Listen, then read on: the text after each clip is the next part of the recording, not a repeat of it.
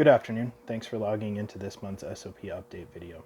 I'll be going over two new SOPs that were approved over the past few weeks. These SOPs were updated to bring them in line with our current organizational mission and the ever-changing culture and technology in our department and country. First SOP that I'm covering is SOP 22-001, which pertains to social media usage for all members and affiliates of our organization. It was adopted on March 1st of this year. The second SOP that I will be covering is SOP 22-002, which pertains to sick leave and FMLA usage. This SOP was also adopted on March 1st. SOP 22-001 updates our old social media policy by restricting the usage of members and affiliates while representing themselves as associated with our department.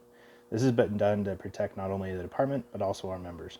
Court cases have dramatically different outcomes when comments are made by private citizens who are protected by the First Amendment, which covers the right to free speech, versus a government organization which is not. By adhering to the policy as written, information that can in any way be construed to have come from our department is vetted prior to dissemination so that no protected or personal information is given out that could negatively affect our members, or more importantly, members of the public who are dedicated to serve. Any information, pictures, videos, etc. that is learned or taken while working in any capacity for our department must be given to the PIO, who has been properly trained to filter out information that may violate HIPAA, compromise an active investigation, or may negatively impact the mission of our department. This information will then be disseminated to media outlets, including social media, at the discretion of the PIO and fire chief. This SOP also directs how to properly retain records of any electronic information, aka pictures and videos, that are obtained. These must be sent to the PIO, who will store them in accordance with City Admin Rule 3.d.ii. Please remember that this policy has been created to help protect the citizens that we serve, but it also helps protect the department and you, the individual, from any potential legal action that may come about because of the information that is shared. Special attention should be given to the section that spells out when and how pictures and video can or should be taken while on scene of an emergency. Adherence to this policy will help save our employees and affiliates from the costly and time-consuming legal process. SOP 22-002 spells out how members can utilize their sick leave while taking time off under the Family Medical Leave Act.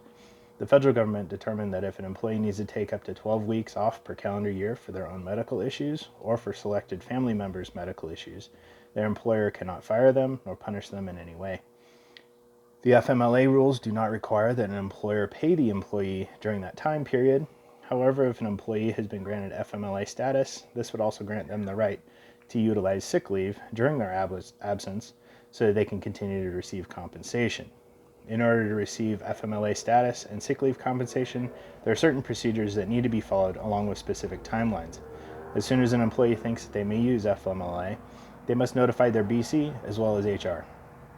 HR will provide forms that must be filled out and returned. HR will then review the requested leave and determine if it satisfies the requirements for FMLA. As soon as it does, both the employee and the fire chief will be notified that FMLA has been approved. The employee must then notify the BC and finance if they wish to use sick leave for any or all of the time that they will be gone. It is important to notify both the BC and HR as soon as possible. We are aware that sometimes emergencies happen with very little warning and a prior approval is not feasible. We will work with you and try to make the process as easy as possible for you. What we ask in return is that instead of waiting and trying to backdate the paperwork, please begin correspondence with the BC and HR prior to your next scheduled shift. The more warning we are given, the more helpful we can be. One last note on taking FMLA is that this will affect your retirement accumulation. Under FMLA rules, the department is not required to continue contributing towards your Nevada PERS for the period of time that you are gone. Thank you for your time and your dedication to making our department the best that it can be. Any questions can be directed to me at jprokosch@cityofsparks.gov. Thank you.